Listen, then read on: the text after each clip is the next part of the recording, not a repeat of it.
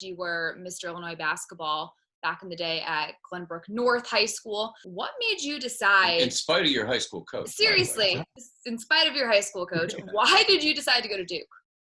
Well, I was fortunate to be recruited at a high level, which was really fun. And growing up in a basketball family, I was such a basketball junkie. So being able to be recruited by some of the great coaches that I had grown up watching and learning from and studying and watching their teams play was an awesome feeling. But when it came down to it and you had to make a decision, I just went with my gut where I felt most comfortable. The coach I connected the most with was Coach K in the recruiting process. I felt like the kind of guys that were in their program were guys that I could really get along with. I thought, I had the ability to come in and help. During that time, remember that was 91, 92 when I was a junior and senior in high school. So, Duke won back-to-back national championships with Bobby Hurley and Christian Laettner, Grant Hill. So to be able to go to that program on the heels of those championships was pretty special. And anything sticks out to you as a player on those teams that, I know you made a great run to the Final Four too. And, things that teams you played against, any moments or any, you forgot your jersey, so somebody had to go get it or. I always remembered my jersey. So that was the so I wanted to make sure I could get in the game, but Coach, I'm ready. Yeah. Being able to play in the NCAA tournament was a dream. For me growing up, I was the little kid that used to go in the backyard by myself and put the brackets together and play every game. And I was both teams. I was the announcer. I was the coach. It was always a buzzer shot, so that was a dream for me to be a part of that. I wanted to be in one shining moment. You watch that every year. But then 94, as a player, that was a dream-filled year. Grant Hill was a senior. We had a magical run through the tournament. I would say my favorite memory playing in the NCAA tournament was that year. We played Arkansas in the national championship game. In 1994, Nolan Richardson, great coach. We were in Charlotte. And there's always a lag time. Meghan knows this, being in TV, when everyone's ready to play and there's like a 30-second delay because they're waiting to come out of the commercial breaks and everyone just kind of waiting to get things going. And I remember right before the jump ball, there was a big time delay, waiting for the commercials to be off. And I remember for those 30 seconds just kind of looking around and being at the jump ball circle and saying, man, all my life I've dreamed, of playing in this game, and here I am. This is incredible. I'm playing for a national championship. And, the game starts and you kind of get into the game and you compete. And unfortunately, we came up one shot short. But just being in that moment and being able to play in the game of your dreams was something that was really special for me. You remember, Chris, that game against Arkansas? I remember Bill Clinton being there. Yeah. And a huge basketball fan, and he would come, since we were 2 blocks from the White House, he would come to GW games every now and then. I remember Scotty Thurman, and they had a great team. Great. Corliss Williamson was their best player, who was a great player. But great story about President Clinton. He came to the game that night. Being from Arkansas, he was a huge fan, and we knew that. We knew he was cheering for we respected the president and him being there. But after the game, he came in and wanted to speak to us after we had just lost to Arkansas on virtually like a last-second shot. So I did feel bad because it was the one time I really had no time for the president.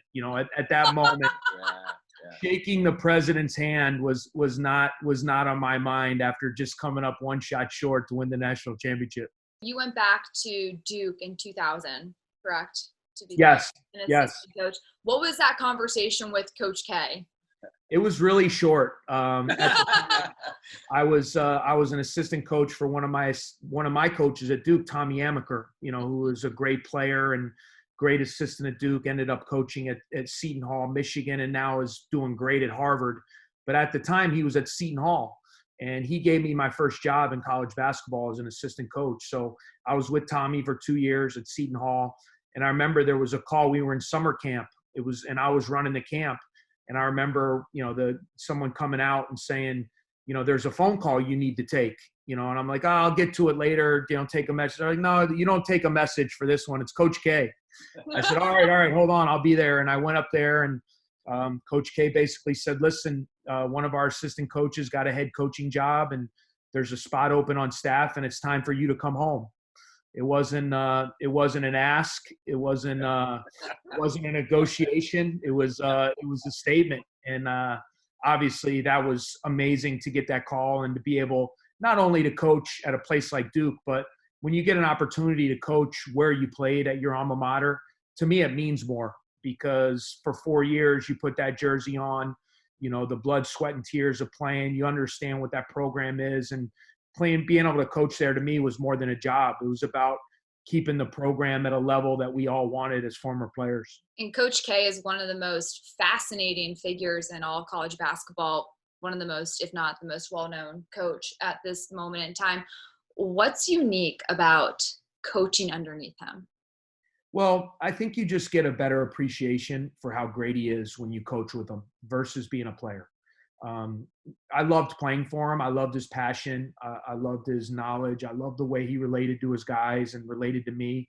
He makes you want to, run through a wall for him. He's so special at that. But then when you get a chance to be on his staff, you get to see how much the job entails for him to be that great. What goes on a daily basis, in the morning, late into the night, what's on his plate, the demands that he had, and the appreciation for how hungry and how passionate and how much fire he continues to have after all this success. Right. Over 1,000 wins, 5 national championships, Olympic gold medals, ACCs, pros. And when he goes into every game, he coaches every game as if he's coaching his first game, and he's never won a game. Right. And that was something that always made a big impression on me, because I'm looking at a guy who's done it all. And when it's all said and done, you're going to be able to argue him amongst not only in college basketball, but the greatest coaches in team sports in any level. And for him to come every day, to have that fire, to have that passion, to want to be better, to want to keep growing as a coach, to want to learn. I mean, who am I to think that I have all the answers or have it all figured out if this guy is pushing like that still to this day? Just get your thoughts on the preparation, going into those games, going into the regional final, the Final Four, winning it. Just your perspective on that as a coach. Well, it was amazing. My first year there as an assistant probably was the most talented team I ever coached. And we trotted out Jason Williams, Shane Battier, Mike Dunleavy, Carlos Boozer, and Chris Duhon. So we looked pretty good. Yeah, not bad, yeah. Our plays worked pretty good with that group. And, they were just an amazing team to coach. They were so skilled. They were so together. We basically I felt like us and Maryland were kind of the two best teams that year. We played each other 4 times. Some of the greatest games that I've ever been a part of. We actually, people don't realize this, in the semifinals, we were down by 22 in the semifinal game. And we came back and found a way to win that game over Maryland, and then had to play Arizona in the championship. Mm-hmm. And Arizona had Gilbert Arenas and Richard Jefferson and Luke Walton and all these, probably Lauren Woods, 5 or 6 pros themselves. And it was an incredible game. And it was so fun, because I came up short as a player, to win that and to kind of be at the mountaintop and be up on the podium and raise the trophy and win a championship was a dream come true. I mean, you want to do it as a player, but to be able to do it. And it was my first year at Duke. So I'm like, man, this is going to be easy. This is what it's like. This is how it is. Yeah. We're just going to rack up the titles. And it was all about bringing you back. So. Yeah. And the second title, probably that made it more special, because we ended up winning in 2010 with a really special group of guys, and everyone talks about it was when Gordon Hayward missed, we played Butler in the national championship. Gordon Hayward, missed a half-court shot at the buzzer in Indianapolis. That's right. A David versus Goliath. But they were much bigger than a David. I mean, they had multiple NBA players on that team. They were a great, great team. But that team that we won with was so fun, because it was a group of 4-year guys that really went through the journey. Their freshman year, they lost in the first round. Their sophomore year, they lost in the second round. Their junior year, they lost in the Sweet 16. And as seniors, they got all the way and won a national championship. So, the journey with those guys was really special. And so to be able to do it kind of in two different ways with a team that was the favorite and kind of had that expectation and was able to live up to it, and then with a team that maybe wasn't expected to win, to have that kind of miracle run and journey and get to the end of the day and win the championship was really special. Coach, you mentioned that 2010 game. I worked in Indianapolis for 3.5 years, so a lot of people still reference that, especially Butler fans.